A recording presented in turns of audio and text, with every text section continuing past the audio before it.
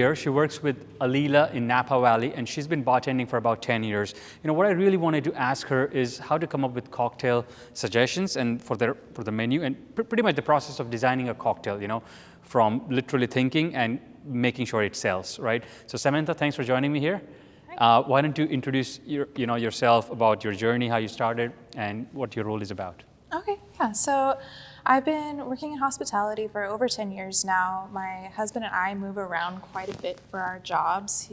And so... Moving the cities or the restaurant? Yeah, both, And so we lived in Hawaii for a few years. We lived in Arizona for a year. Now we live here, and we're just kind of, enjoying it. And so just kind of hopping around from place to place. And I just kind of take in a lot of influence from every location, and then I just kind of hang on to it and spin it in my own way. Nice. I'm sure. I mean, you said Hawaii, right? So it must be different kind of cocktails there, and then you're trying to get. So let's go right there, right? If you were given a task, let's say you were a consultant, we tell you that please, come up with some nice cocktails. Absolutely. What would be the right questions you would ask me to first even, start auditing the whole thing? I would see what sort of cocktails you're working with as is and what is already selling. It's kind of like a good baseline to go with as far as bringing out new stuff. If it's a bar that does a lot of Moscow mules, rum punch, kind of hurricane, stuff like that, you don't want to put a Manhattan on their menu, right?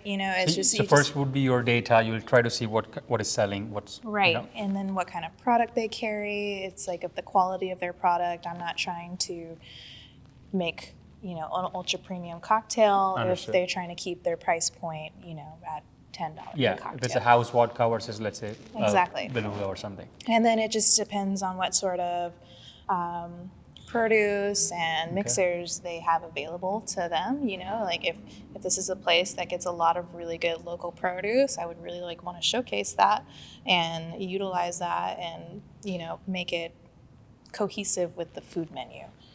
So that's good. I think what you're trying to say is you're gathering what is available, what can be supplied, and then trying to play the designing from there, not completely inventing and then go out for supplies. Exactly. Got it. Makes sense. Yeah.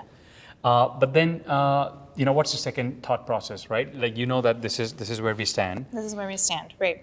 And so after that, you just kind of assess and make sure that there's going to be something for everybody. Okay. So you need some stuff that's going to be more spirit forward, a little bit more of a punch for those kinds of drinkers. You need something for people that don't really like the taste of alcohol that much, something maybe more refreshing, a little bit fruitier, a little bit juicier. And then you're going to need some kind of in-betweens. But do you go, let's say, how do you back it up with data?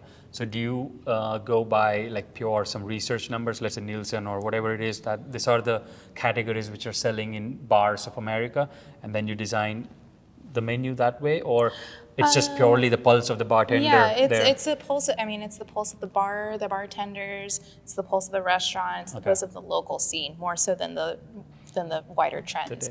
Because you can take a look at the wider trends and you see right now, yes, Negronis are very on trend right now, and putting a Negroni variation on your menu is a really safe bet. But you can't do that if it's a tiki bar. You can't do that if it's if it's a high volume, really fast paced bar. And so really every single menu is got to be catered to that specific place. It's not going to be one format that works for everybody. So you say it's mainly the second phase would be to making it for everyone, right? At least getting. I want to make sure that everybody that looks at the menu has something that calls to them on that list. And you know what I mean? My brain tells me that without them asking much questions, that means it's a good menu.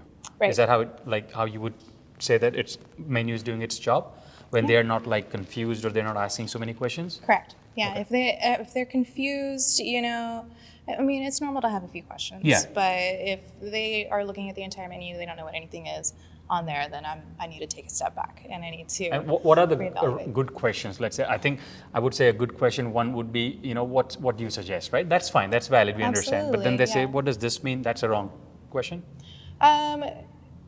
It's if you're using some sort of special product that you want to introduce to people, then that's something that you want them to ask about. Okay.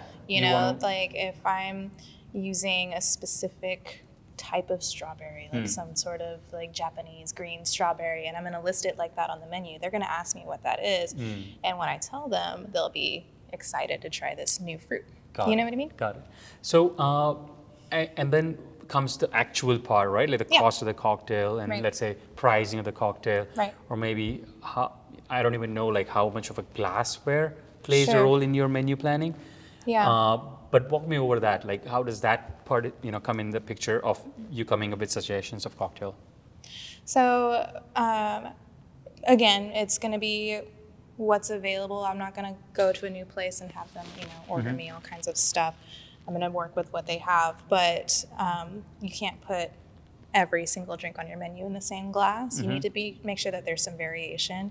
And so that goes back along with like making sure there's something for everybody. Like if you'll have a couple martini glass drinks, that means you're going to have a couple boozy, spirit forward ones. You have a couple highballs, those are your daytime drinks. You have a couple rocks glasses. Those are for your kind of more masculine, like sip on the patio kind of drinks, and it just sort of, it's important to kind of check off each notch of the category, or each category, as you go down the list. Like you need to make sure that like a 65-year-old man with his wife who only drinks Riesling and his daughter who's 25 can each order something, right? And be happy with what they got. And that just kind of comes down to knowing people. And, after working with people for so long, you kind of just sort of like get a sense of what people are into, what they're not into. Like, let's go there a little bit, right? So just as a fun segment. Sure. I'll ask you a quick question. You can give me a quick answer that comes to your mind, right? Absolutely. So let's imagine a situation where these people are walking in and you just give me one drink that you think they will order. Okay. Right? So let's say a 65-year-old, two business people walking in at 4 p.m. Oh, at 4 p.m.? Maybe an old-fashioned and a beer. And let's say 65, you're saying two people walking in for lunch. Walking in for lunch, probably. They'd probably stick with beer or a glass of wine. Cool. Maybe something a little bit lower ABV during the daytime. Or, it's sort of hard to push like fun cocktails on a business crowd at lunchtime. Got it. And so it's either something that's going to be really quick, like something on the rocks, whiskey on the rocks, gin on the rocks, gin and tonic, are very popular, or it's going to be something that says that I'm working still, True. but I'm casual, like a beer. Got it. Got it.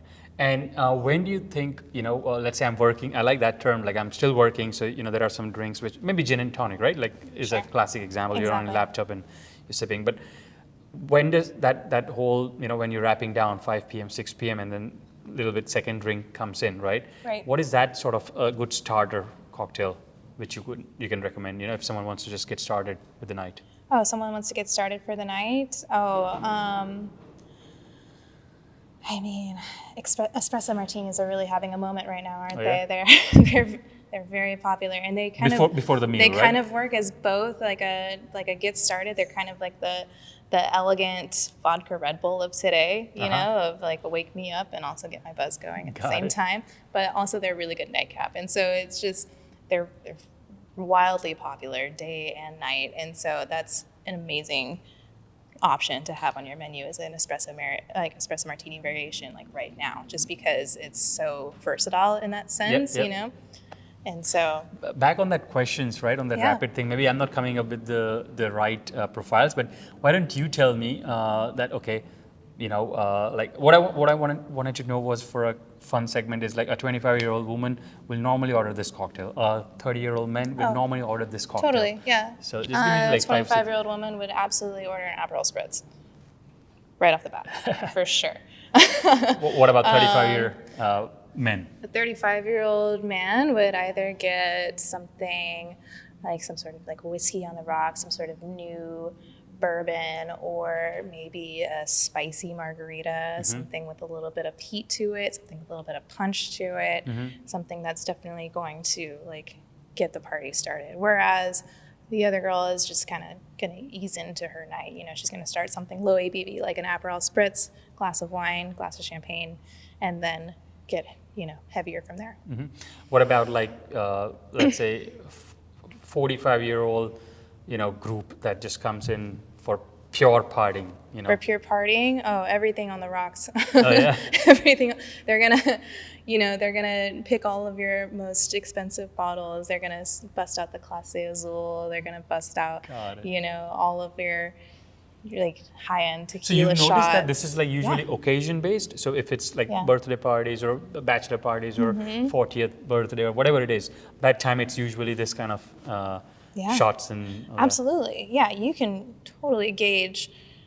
The occasion. You can make like a really good educated guess of what people are going to order before they get to the bar. Got it. What kind of other guest experiences you have? Like let's say a tourist, right? Yeah. What do you think that they are exploring? Well, first day, since I'm in Napa Valley, right? So their first day, they get in, they're going to get some wine. They're going to ask about all of my local wines. They're going to see, what do you have that's in Napa? What do you have that's by the glass? Let me look at your bottles list. But day 2, they've already been to 6 or 7 tastings. Yeah, so wine is done. They're done with wine. They're done with wine. They're going to wait until they go back to their next tastings to do wine. But by the time they get back to my bar where I work, they're wined out, you know, and they're ready for a cocktail. That's why we have a margarita that's really, really popular, and it's done really well. It's just really well balanced, and it takes a little bit of a softer approach. We use lemon juice instead of lime juice. We use fresh squeezed juices. We use tequila ocho plata as like our well tequila for that margarita, and then also we have a sea salt and lime foam that comes over the top of it rather than salt on the rim. It's just kind of like a softer, less abrasive approach to that cocktail.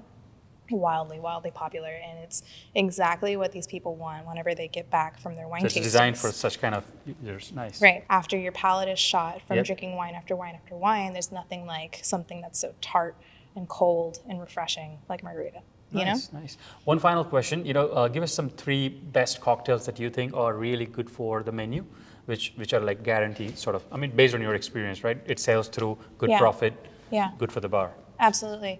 Any sort of Negroni variation right now, any sort of espresso martini variation right now, and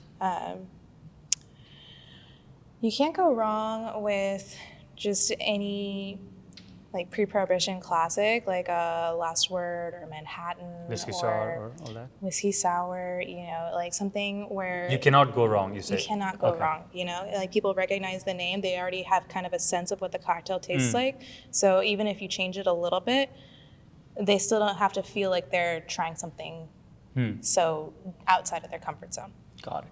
One more thing out of curiosity is, how do you know that cocktail sales are declining in your bar? What are indications that you use apart from the obvious, which is sales revenue are viewing the revenue? Well, I mean, just lack of business, I guess. But let's say if beer sales are high, right, and wine sales are high, right, and cocktail sales are just stagnant, that means something needs to happen, right? That means something needs to change. Got it. Yeah, that means you need to sort of change something up. Like, for example, last year I was working for their pool outlet, and we hadn't come up with a pool menu for them yet, and so they were just using our restaurant menu, which is predominantly very spirit forward. So lots of martinis. We had like a Vesper and a Last Word and a Manhattan. That's not something that you want at the pool when it's 104 degrees. You know, and so the cocktails did not sell that well at the pool, except for the margarita, which is, you know, great at the pool no matter what. And everybody wanted beer and wine. But now that we've changed, you made some cocktails for the pool. Now we've made some cocktails that are made for the pool. They've been a lot more popular. And so, which are those? Well, I made a couple that are, you know, just completely original creations. We have one that is a basil-infused tequila with some orgeat and lime juice and a little bit of coconut. It's really refreshing. It's got some fresh basil garnish, and so it's just kind of like a coconut limeade. Understood. So you more know, like a date sitting ring, down. pull ring. Exactly. So just on that, Samantha, I know we're stretching a little bit, but okay. one question is coming is the whole philosophy, what we want to discuss is creating a cocktail, right? So you have this pull cocktail menu you have to create now. So you're thinking about few things that it should evoke, right? Like a freshness and Right. I don't know, like a happy feeling in the day Absolutely. and so on. So yeah, what the are time the of day, the ambiance, got it. they play a huge role Understood. in what kind of cocktails you should be serving. Got it. Cool. And what about the sweetness levels? Do they play a role? Yes, definitely. And that sort of reflects on your local market. Like, for instance, here in California, everybody is no sugar. You know, everybody. So they don't want like super. They don't want everything. They don't want super sweet. They don't want super sugary. They don't want super syrupy. If you list syrup on the menu, they'll ask for you to take it out of the drink. You know, and it's like everybody in California. You know, they want their drinks to taste good and fresh and everything, but they don't want any sugar. You know, and so it's something to take into account whenever you're making a menu for this market. You know, you can't do like pina coladas and lava flows, like that super sugary stuff that worked really well in Hawaii, wouldn't work very well here, just because of that reason. Super.